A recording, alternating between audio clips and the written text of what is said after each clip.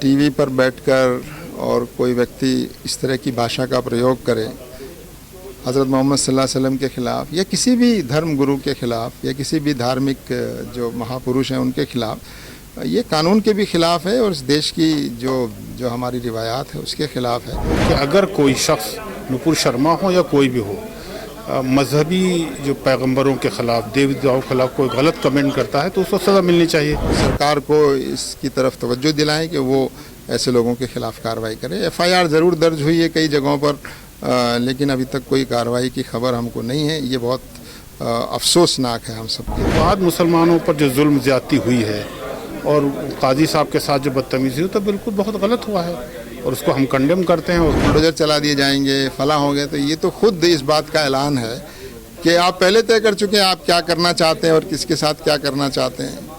ये बुलडोजर किस पर चलेगा और किसकी तरफ इशारा है पूरा देश समझ रहा है, जानता है।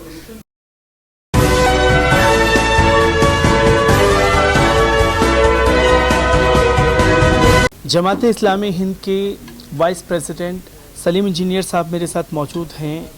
गुस्ताखी रसूल हुई, 15 दिन पहले बयान दिया जा चुका है, पर अब तक कोई गिरफ्तारी नहीं हुई है और भारतीय जनता पार्टी पद से हटाने के लिए तैयार नहीं है। और उसका उदाहरण ये देखने को मिला कि कल कानपुर में हिंसा हो जाती है। कैसे देखते हैं इन चीज़ों को? बहुत अफसोसनाक है कि टीवी पर बैठकर और कोई व्यक्ति इस तरह की भाषा का प्रयोग करे हज़रत मोहम्मद सल्लल्लाहु अलैहि वसल्लम के ख़िलाफ़ या किसी भी धर्म गुरु के ख़िलाफ़ या किसी भी धार्मिक जो महापुरुष हैं उनके ख़िलाफ़। ये कानून के भी ख़िलाफ़ है और इस देश की जो हमारी रिवायात है उसके ख़िलाफ़ है। तो सरकार को भी चाहिए कि ऐसे लोगों के ख़िलाफ़, ऐसी चैनल के ख़िलाफ़, ऐसे एंकर्स के ख़िलाफ़ वो सख्त कार्रवाई करें। लेकिन अगर किसी की भावनाओं को ठेस पहुँचाई गई है तो लोगों को ये अधिकार पहुंचता है कि वो पीसफुल तरीके से और अपने जायज़ तरीके से कानून के दायरे में रहते हुए अपनी नाराज़गी जताएं और सरकार को इसकी तरफ तवज्जो दिलाएं कि वो ऐसे लोगों के ख़िलाफ़ कार्रवाई करे। FIR ज़रूर दर्ज हुई है कई जगहों पर, लेकिन अभी तक कोई कार्रवाई की खबर हमको नहीं है। ये बहुत अफसोसनाक है हम सब के लिए, क्योंकि ये माना जाए कि सलीम इंजीनियर साहब के देश में आस्था के ऊपर फैसले आ जाते हैं, पर मुसलमानों की आस्था का जब भी सवाल आता है तो कहीं ना कहीं खिलवाड़ होता है। दिल्ली में लोग FIR दर्ज करवाने जाते हैं, पुलिस प्रशासन कह देता है कि हम FIR नहीं, कंप्लेनिंग लेटर लेंगे।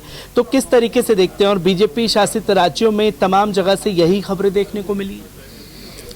खैर देखिए, आस्था एक बहुत अहम चीज़ है और हर एक की आस्था का रिस्पेक्ट होना चाहिए, लेकिन अदालतों के काम करने का जो तरीका है वो कानून और सबूत चाहता है। तो अदालतें कानून और सबूत के आधार पर फैसले करती है और वही करना चाहिए। उसी से हमारी कानून व्यवस्था में विश्वास बढ़ेगा। जब भी इस चीज़ का ख्याल नहीं रखा गया है तब अदालत के बारे में लोगों का विश्वास जो है कम हुआ है। तो हम समझते हैं कि अदालतें इस बात का ख्याल रखें कि वो सिर्फ सबूत और कानून के मुताबिक ही फैसले करें। क्योंकि कानपुर में कल हिंसा हुई, शहर काजी के साथ में बदतमीज़ी होती है, भारतीय जनता पार्टी के विधायक जो हैं वो बदतमीज़ी करते हुए दिखाई देते हैं, कोई कार्रवाई नहीं होती। पर ये बयान शाम तक आ जाते हैं कि 36 लोगों को गिरफ्तार कर लिया गया। पुलिस प्रशासन कहता है कि बस अब कल से ही बुलडोज़र चलना शुरू हो जाएगा। ये जो बुलडोज़र पॉलिसी है, सिर्फ वीडियो के आधार पर जाँच कर ली जाती है, पुलिस प्रशासन उसमें खुद पत्थर चलाते हुए दिखाई दे रहे हैं। तो कैसे देखते हैं इन चीज़ों को और जमात इस्लामी हिंद का क्या स्टेप रहने वाला है? देखिए, हम इसको बहुत अफसोसनाक समझते हैं कि इस तरह की घटना हुई। ये घटना नहीं होनी चाहिए थी और पुलिस और प्रशासन को इस तरह की घटनाओं को रोकना चाहिए और कानून जो भी हाथ में ले, जाहिर है कानून अपना काम करे और सबूत अगर किसी के ख़िलाफ़ मिलते हैं तो उसके ख़िलाफ़ कानून के मुताबिक कार्रवाई हो। मगर जिस तरह से कहा जा रहा है कि बुलडोज़र चला दिए जाएंगे, फला हो गए, तो ये तो खुद इस बात का ऐलान है कि आप पहले तय कर चुके हैं आप क्या करना चाहते हैं और किसके साथ क्या करना चाहते हैं। ये बुलडोज़र किस पर चलेगा और किसकी तरफ इशारा है पूरा देश समझ रहा है, जानता है।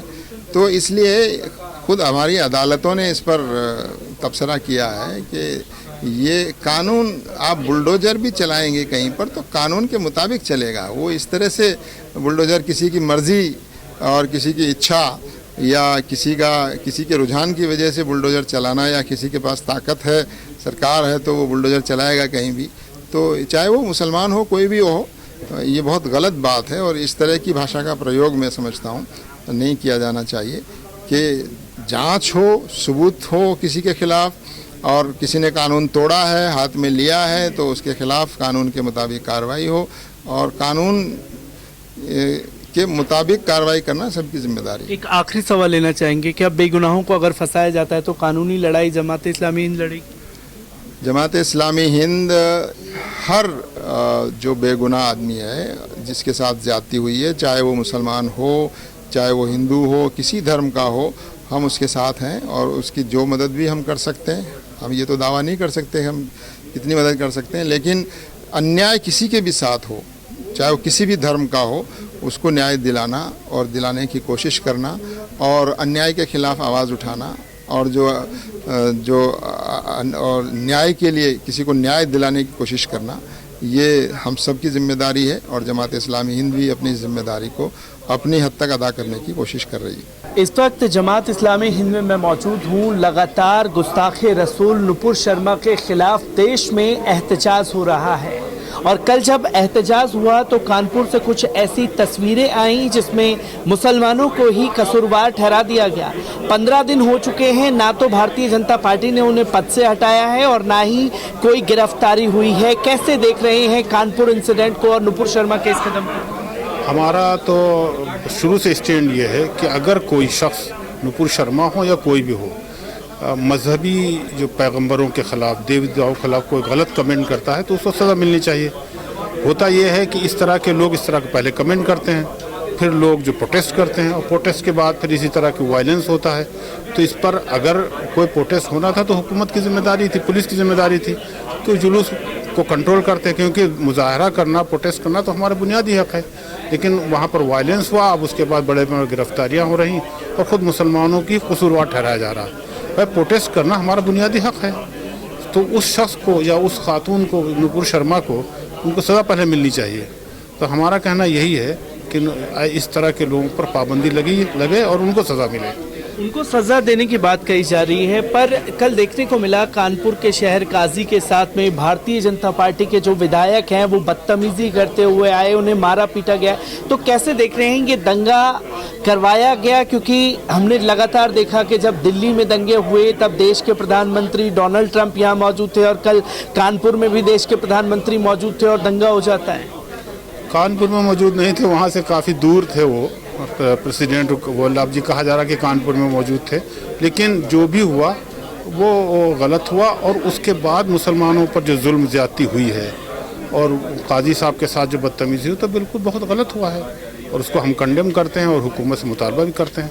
अब हम मुतालबा ही कर सकते हैं, ये हुकूमत ऐसी है कि जिसने बहरहाल बहुत सी ज़्यादतियाँ और हो रही हैं और सबके इल्म में है कि मुसलमानों को एक तरफा, खाली अकेले कानपुर का मसला नहीं, इधर जितने भी 1-2 महीने से प्रोटेस्ट हुए हैं और या जुलूस निकले हैं और जुलूस के नतीजे में उसके बाद जो कुछ कार्रवाइयाँ हुई हैं वो तो उसकी अगर तहकीक हो जाए तो बहुत सारे लोग उसमें गिरफ्तार होंगे। उसमें जमात इस्लामी का कदम क्या रहने वाला है? जो कानपुर में डीआईजी ने भी कह दिया, पुलिस प्रशासन कह रहा है कि दंगाइयों पर कार्रवाई की जाएगी, बुलडोजर चलाया जाएगा।